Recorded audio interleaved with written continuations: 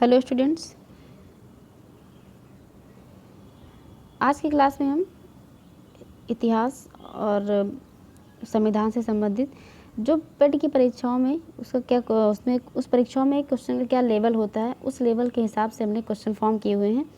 तो आज कुछ महत्वपूर्ण प्रश्न हैं जो परीक्षाओं में पूछे जा सकते हैं। संभावित प्रश्नों की श्रृंखला है। तो चलिए स्टार्ट करते हैं आज की क्लास।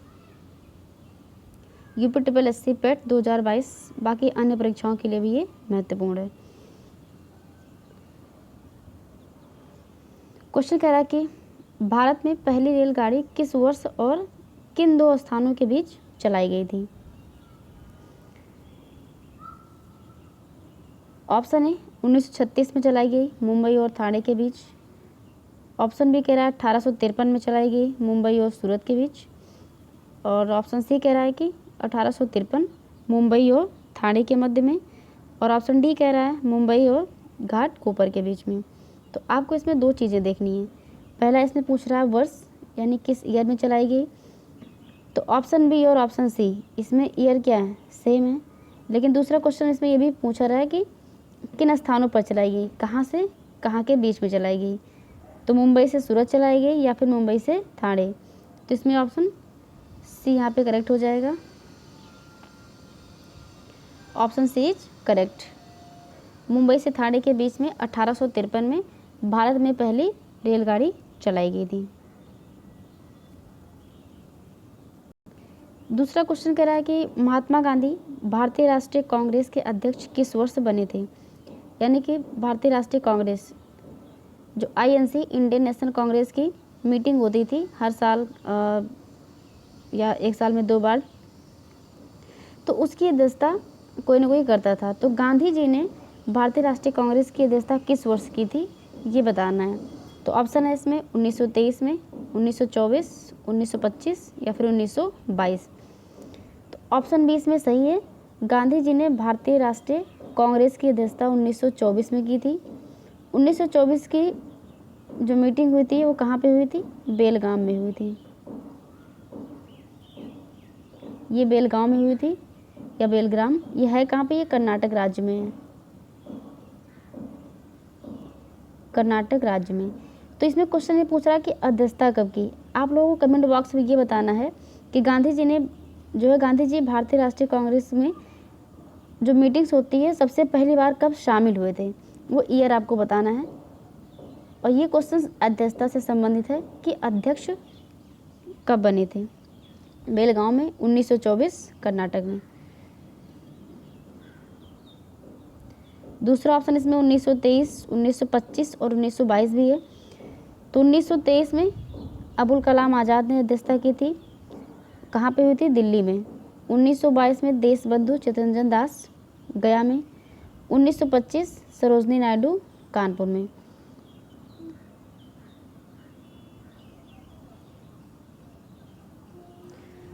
अगला क्वेश्चन कह रहा है कि निम्नलिखित में से कौन सा गांधीवादी दर्शन का हिस्सा नहीं है।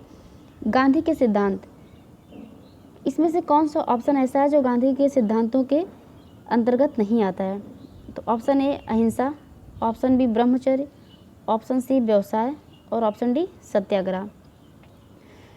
तो अहिंसा सत्याग्रह तो ये तो जो है सबको पता ही है कि हाँ ये गांधी जी के दर्शन थे। ब्रह्मचर्य और व्यवसाय में अगर देखें तो इसमें ऑप्शन सी करेक्ट होगा। ऑप्शन सी, ये व्यवसाय गांधीवादी दर्शन का हिस्सा नहीं है। Option C is correct.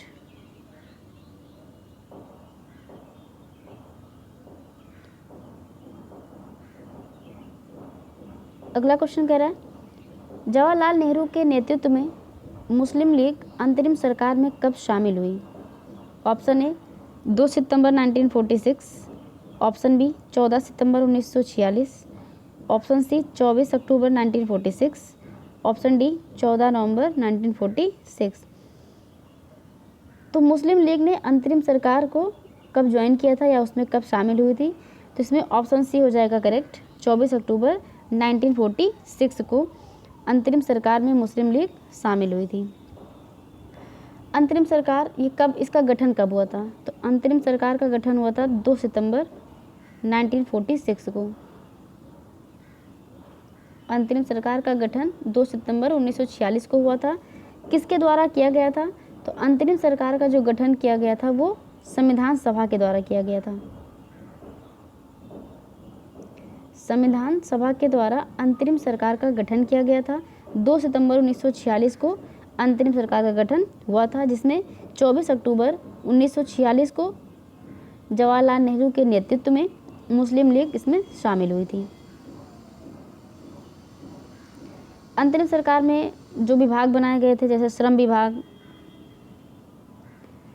रक्षा मंत्रालय, तो इन सब के श्रम विभाग के जो हेड थे उसके अध्यक्ष कौन थे? जगजीवन राम थे। एक क्वेश्चन सरदार वल्लभ भाई पटेल से संबंधित पूछा जाता है। सरदार वल्लभ भाई पटेल से, तो ये गृह विभाग के थे, गृह और सूचना विभाग। ये गृह और सूचना विभाग से संबंधित थे सरदार वल्लभ भाई पटेल। बलदेव सिंह रक्षा मंत्रालय, शिक्षा और कला राजगोपालाचारी, ये सब। अगला क्वेश्चन है, किसने तीनों गोलमेज सम्मेलन में भाग लिया था? 3 गोलमेज सम्मेलन हुए थे, तो ऐसे कौन से नेता थे जिन्होंने जो तीनों गोलमेज सम्मेलनों में भाग लिया था? Option A Madan Mohan Malviya, option B Annie Besant, option C Mahatma Gandhi, option D Ambedkar. तो अंबेडकर इसमें तीनों गोलमेज सम्मेलन में हिस्सा लिया था। गांधी जी ने दूसरे गोलमेज सम्मेलन में हिस्सा लिए थे।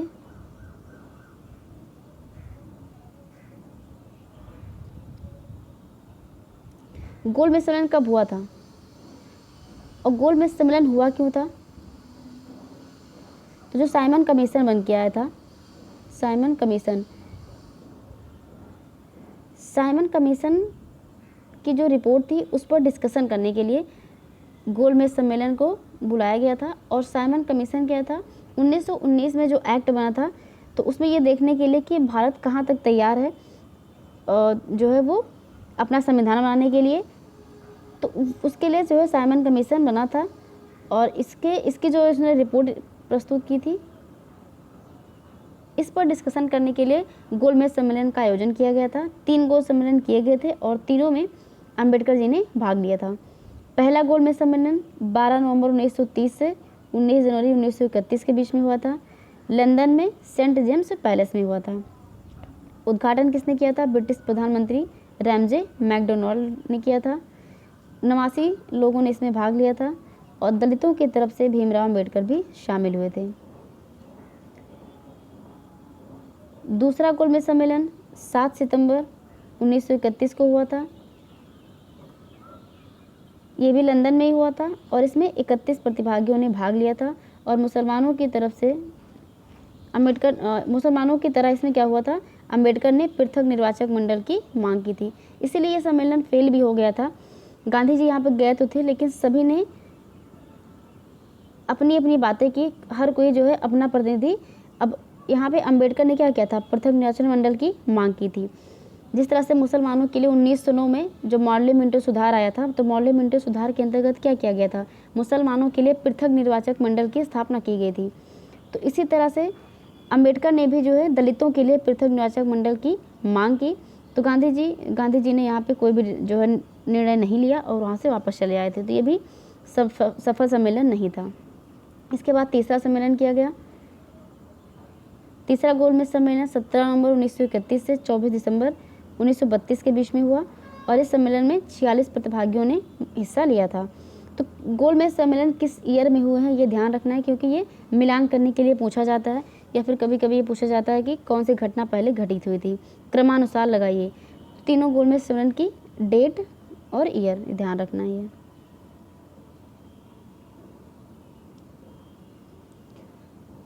अगला क्वेश्चन पूछ रहा है कि किस आंदोलन में महात्मा गांधी ने करो या मरो का नारा दिया था? पूर्ण स्वराज आंदोलन में, भारत छोड़ो आंदोलन में, दांडी मार्च या फिर खिलाफत आंदोलन? तो ऑप्शन बी करेक्ट है, भारत छोड़ो आंदोलन। इसी में गांधी जी ने करो या मरो का नारा दिया था। दांडी मार्च 1930 का है। ये सविनय अवज्ञा आंदोलन के तहत इसको शुरू किया गया था। नमक कानून। ये सविनय अवज्ञा आंदोलन से संबंधित है। खिलाफत आंदोलन और दांडी मार्च या पूर्ण स्वराज में करो या मरो का नारा नहीं दिया गया था, बल्कि भारत छोड़ो आंदोलन में करो या मरो का नारा दिया गया था।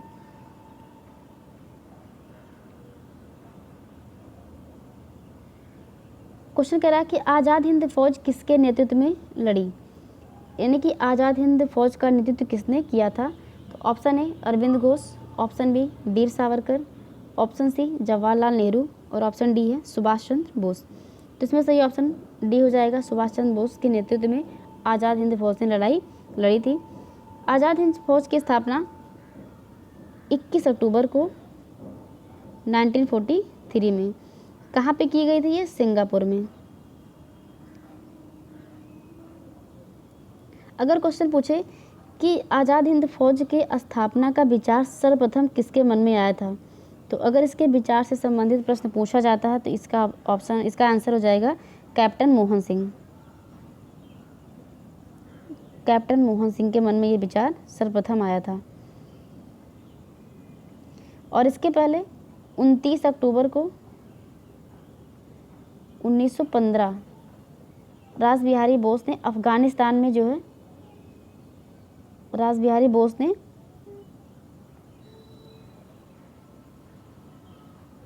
इसकी स्थापना की थी। लेकिन उसके बाद में आज़ाद हिंद फौज की स्थापना सुभाष चंद्र बोस ने 21 अक्टूबर 1943 को किया था। नेक्स्ट क्वेश्चन पूछ रहा है कि संविधान सभा की अल्पसंख्यकों की उपसमिति के अध्यक्ष कौन थे। अल्लाद कृष्ण स्वामी अय्यर, बी पट्टाभी सीतारमैया, एच.सी. मुखर्जी या के.एम. मुंशी। तो इसमें एच.सी. मुखर्जी संविधान सभा की अल्पसंख्यकों की उपसमिति के अध्यक्ष बनाए गए थे। तो ये क्वेश्चन महत्वपूर्ण है।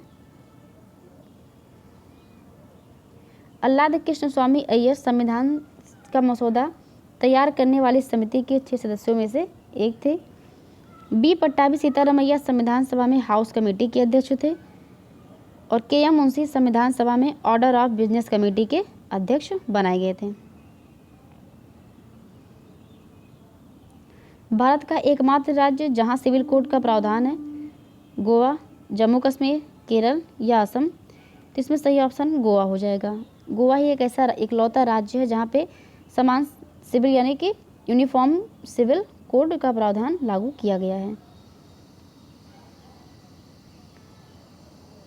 Civil code, uniform civil code, 21 article में इसकी बात की गई है। तो आर्टिकल 44 में है। संविधान के अनुच्छेद 44 में यूनिफॉर्म सिविल कोड की बात की गई है। और अनुच्छेद 44 किससे संबंधित है? अनुच्छेद 44 संबंधित है डीपीएसपी से, राज्य के नीति निर्देशक तत्व।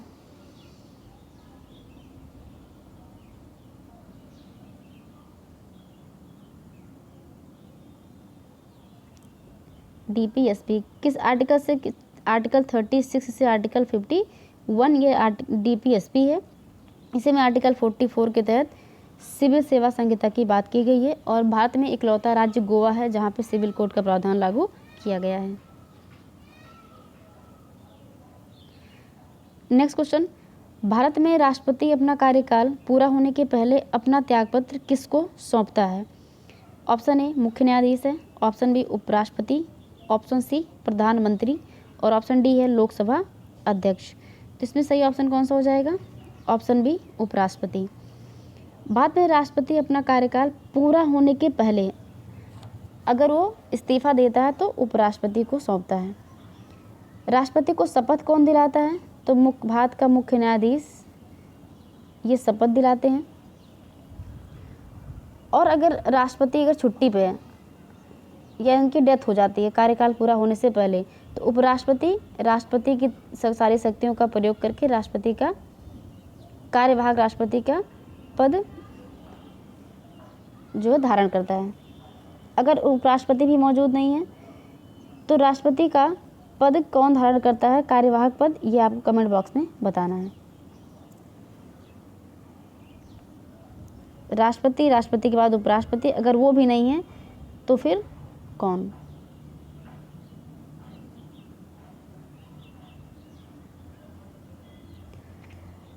अगला क्वेश्चन कह रहा है कि अनुसूचित जनजाति के संरक्षण के लिए एक क्षेत्र को अनुसूचित क्षेत्र के रूप में घोषणा करने की शक्ति किसके पास होती है? भारत के प्रधानमंत्री के पास, राष्ट्रपति के पास, मुख्यमंत्री के पास या फिर उपराष्ट्रपति के पास? तो अनुसूचित जाति जनजाति यानी कि जो शेड्यूल्ड ट्राइब्स हैं, इनके संरक्षण के लिए, इनके अधिकारों की रक्षा के लिए एक क्षेत्र को अनुसूचित क्षेत्र घोषित किया जाता है और ऐसा करने की शक्ति किसके पास होती है? भारत के राष्ट्रपति के पास होती है।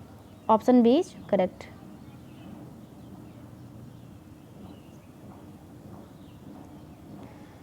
नेक्स्ट क्वेश्चन कह रहा है भारत में महिलाओं के लिए आरक्षण उपलब्ध है, तो महिलाओं को आरक्षण कहाँ पे दिया गया है? लोकसभा में दिया गया है, राज्य विधानसभाओं में दिया गया है, पंचायती राज निकायों में दिया गया है या फिर सभी स्थानों पर दिया गया है? तो भारत में महिलाओं के लिए आरक्षण कहाँ पे उपलब्ध है? ये पंचायती राज निकायों में दिया गया है।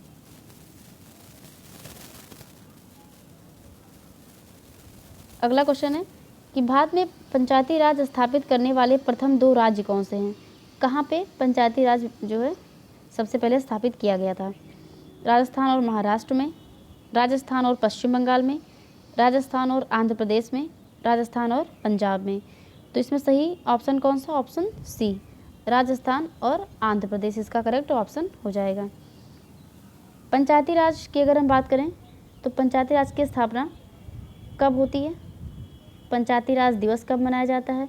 सबसे पहले किन राज्यों में लाया गया था? किन के द्वारा लाया गया था? ये सारे महत्वपूर्ण तथ्य हैं। तो पंचायती राज का काम क्या है और इनसे संबंधित कौन कौन सी समितियां हैं, तो इसको डिस्कस कर लेते हैं।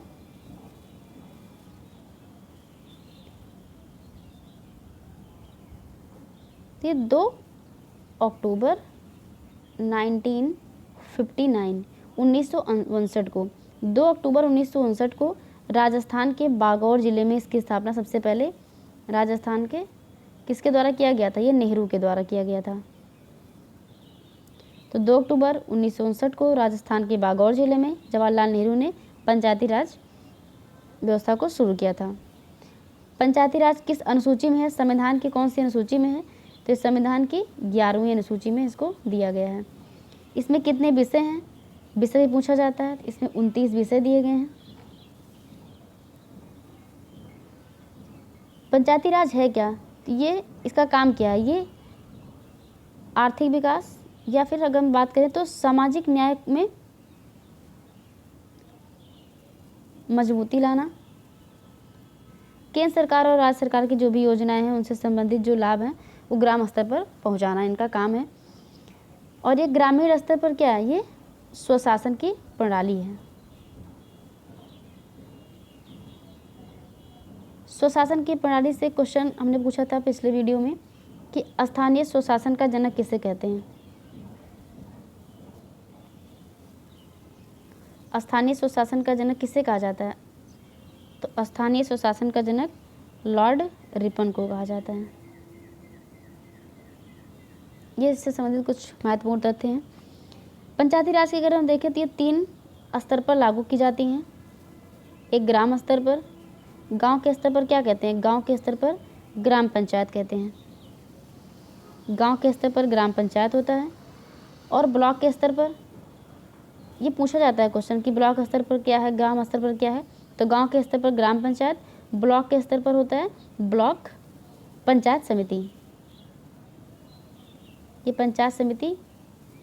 और जिला स्तर पर तीसरा होता है हमारा जिला स्तर, तो जिला स्तर पर जिला परिषद।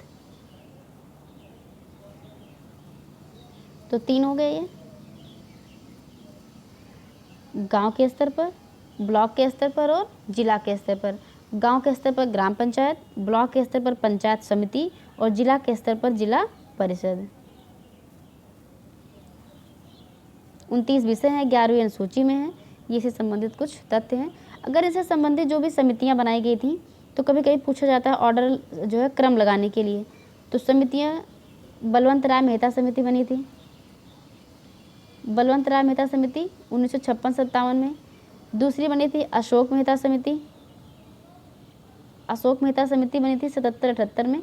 1977 या 78 के बीच में बनाई गई थी। इसके बाद बनी थी पीवी के राव समिति, इनका ईयर है 1985। और LM सिंघवी,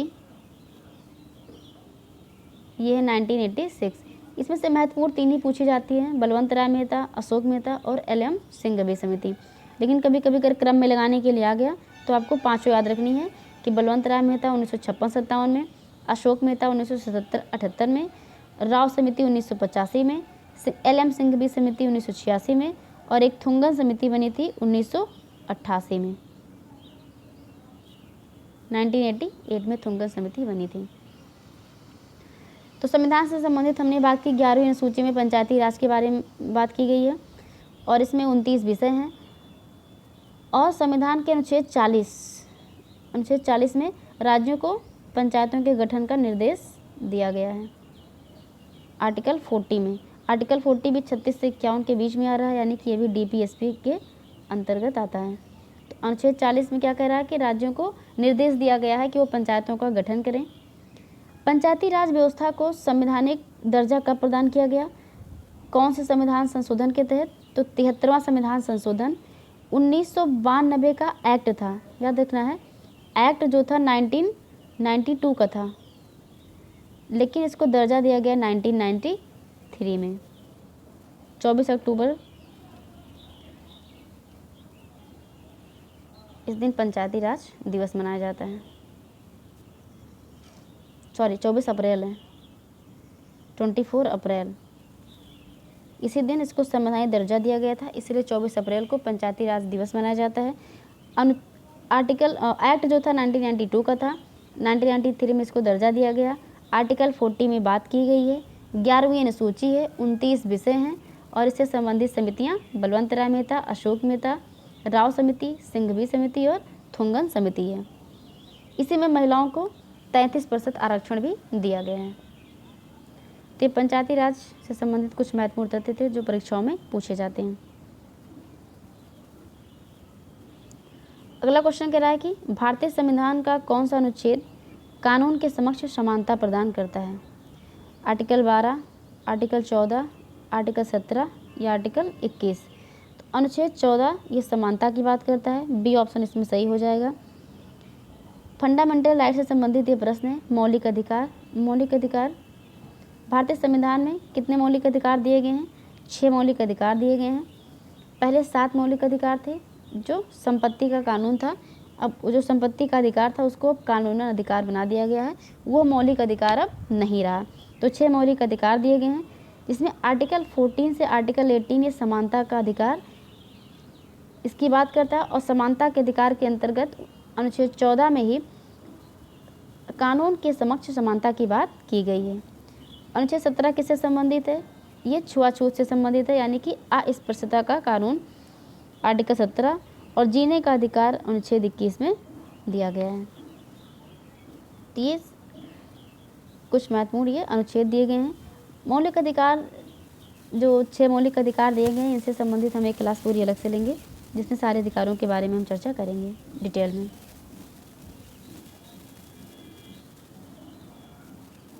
ये कुछ क्वेश्चन करंट अफेयर से संबंधित हैं।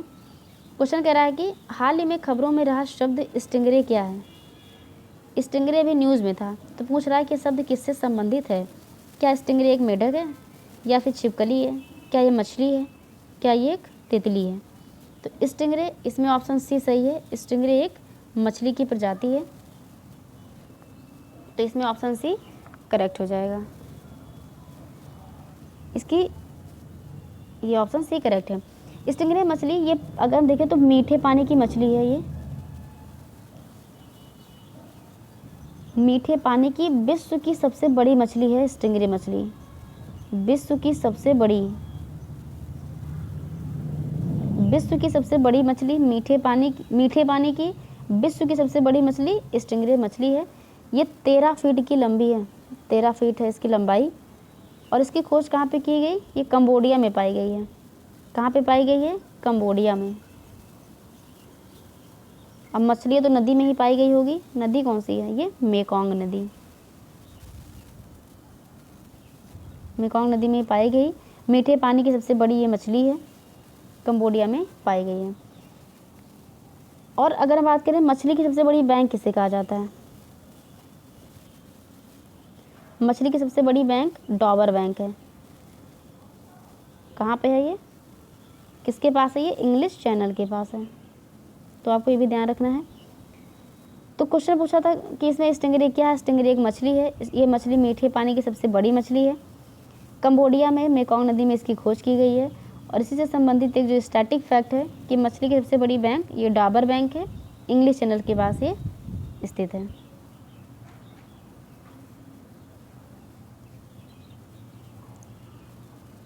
अगला क्वेश्चन कह रहा है कि वर्तमान में मुख्य चुनाव आयुक्त कौन है? चीफ इलेक्शन कमीशन, मुख्य चुनाव आयुक्त कौन है? Option A Samant Goel, option B Rajiv Kumar, option C Tapan Kumar Deka या ऑप्शन डी सुमन बेरी। तो इसमें कौन सा ऑप्शन सही है? ऑप्शन बी करेक्ट है, राजीव कुमार इस समय क्या है? मुख्य चुनाव आयुक्त हैं। सामंत गोयल क्या है ये भी देख लेते हैं। तो सामंत गोयल इस समय ये रॉ के हेड हैं। सामंत गोयल रॉ रिसर्च एंड एनालिसिस विंग, इसके हेड कौन है? सामंत गोयल बनाए गए हैं। राजीव कुमार मुख्य चुनाव आयुक्त हो गए। तपन कुमार डेका, तपन कुमार डेका इस समय क्या है? ये आईबी के निदेशक हैं। आईबी के निदेशक तपन कुमार डेका हैं। इनका कार्यकाल 2 साल तक का है। और सुमन बेरी कौन है? सुमन बेरी हैं उपाध्यक्ष नीति आयोग के, ये नीति आयोग के उपाध्यक्ष बनाई गई है, सुमन बेरी हैं। नीति आयोग के अध्यक्ष कौन है? सुमन बेरी। उपाध्यक्ष हैं सुमन बेरी।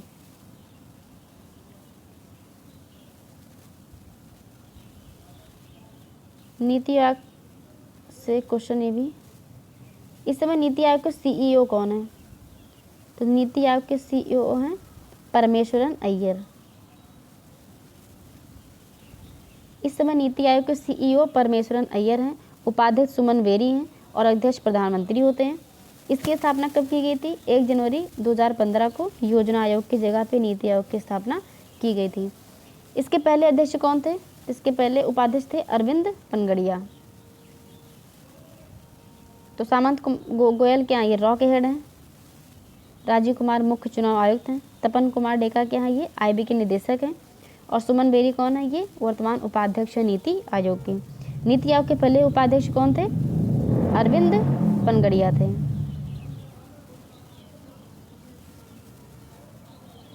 अगला क्वेश्चन पूछ रहा है कि काशी यात्रा योजना किस राज्य द्वारा शुरू की गई है?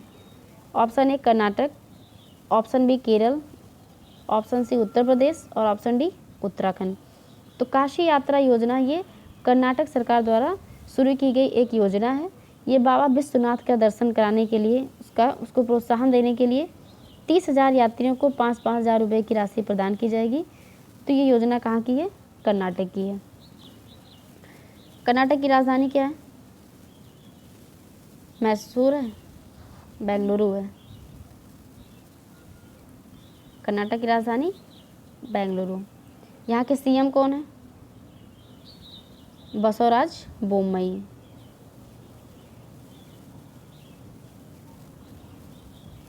कर्नाटक में अगर हम देखें तो कर्नाटक में कौन कौन से नेशनल पार्क पाए जाते हैं? तो यहाँ पे Bandipur, Nagarhole national park, Anshi national park है और बनेरघट्टा।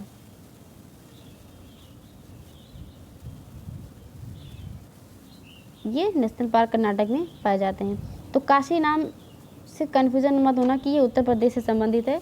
काशी यात्रा योजना यह कर्नाटक सरकार द्वारा शुरू की गई योजना है। उत्तर प्रदेश में भी देश की पहली नाइट सफारी शुरू की गई है। देश की पहली इसलिए इम्पॉर्टेंट है कि देश की पहली नाइट सफारी कहाँ, किस राज्य में शुरू की गई है? उत्तर प्रदेश में शुरू की गई है।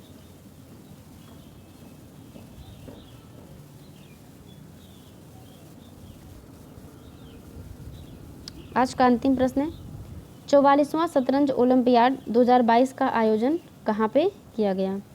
भारत में, चाइना में, पाकिस्तान में या फिर अमेरिका में?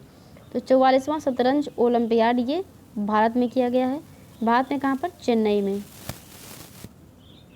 कौन से नंबर का है? ये 44वां है, याद रखना। ये भारत में चेन्नई में हुआ है। इसका शुभंकर इसका है शुभंकर थम्बी,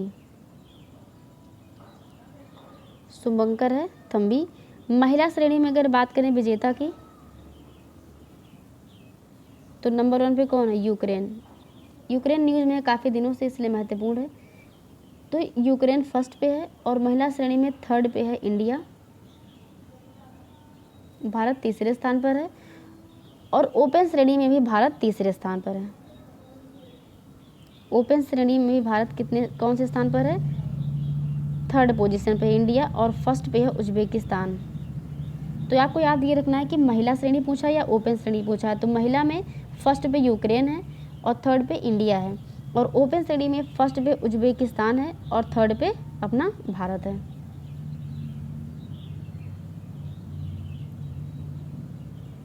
तो आज ये कुछ महत्वपूर्ण प्रश्न थे जो यूपीट्रिपलएससी यानी कि पेट की परीक्षा के लिए महत्वपूर्ण है।